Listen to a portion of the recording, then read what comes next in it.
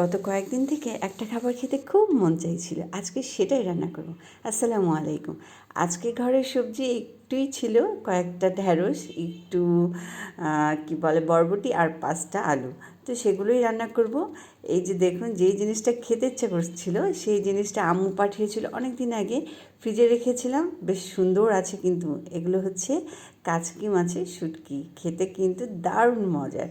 তো এদিকে আমি ডাল ভিজিয়ে দিলাম রান্না করার জন্য, ডাল রান্না করব।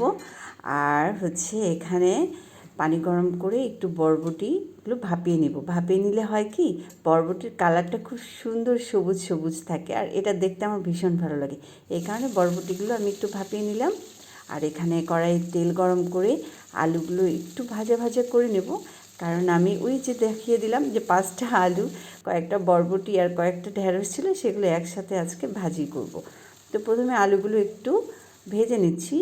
হ্যাঁ, আর ঢ্যাঁড়সটা তো নরম, তাড়াতাড়ি সিদ্ধ হয়ে যায়, আলুটা সিদ্ধ হতে একটু সময় লাগে। আর যেহেতু বরবটিটা আমি ভাপিয়ে নিয়েছি, সেটাও কিন্তু তাড়াতাড়ি হবে। এই কারণে আগেই আলুটা দিয়ে একটু ভেজে নিয়ে বাকি মশলাগুলো দিয়ে দিলাম। রসুন বাটা, পেঁয়াজ কুচি আর হচ্ছে মরিচ। এবার দিয়ে দিচ্ছি পরিমাণ মতো হলুদ, দিয়ে ভালো করে নেড়ে চেড়ে নিব। হ্যাঁ, আলুটা কিন্তু বেশ ভাজা ভাজা হয়ে এসেছে। এরপর যে আমি একটু পানি দিয়ে দিলাম যাতে মশলাগুলো সুন্দর করে আবার মিলমিল হয়ে যায়। এবার দিয়ে দিচ্ছি ঢ্যাঁড়স, দিয়ে খুব সুন্দর করে মেখে নিব, যাতে সব কিছু সুন্দর করে মিল হয়ে যায়। তো এ পর্যায়ে কী দিব বলুন তো? এ পর্যায়ে দিব ভাপিয়ে রাখা বরবটিগুলো। এটা কিন্তু প্রায় হয়ে এসেছে। এখন আমি দিয়ে দিচ্ছি ভাপিয়ে রাখা বরবটিগুলো। দেখেছেন কালারটা কি সুন্দর এসেছে না? একদম সবুজ সবুজ লাগছে, আর এটা দেখতে চমৎকার লাগে, খেতেও ভাল লাগে। তো এদিকে আবার প্রেশার কুকারে আমি ডালটা দিয়ে দিলাম সিদ্ধ হওয়ার জন্য। কারণ এক হাতে কাজ করি, 2টা চুলা ইউজ করি যাতে চটজলদি রান্নাটা হয়ে যায়। পরিমাণ মতো পানিও দিয়ে দিচ্ছি কয়েকটা রসুন আর মরিচ দিয়ে, আচ্ছা হলুদও দিতে হবে তো, আর একটুখানি হলুদ গুঁড়ো দিয়ে প্রেশার কুকারের ঢাকনাটা এখন লাগিয়ে দিব, দিয়ে 4-5টা শীষ দিলেই হয়ে যাবে।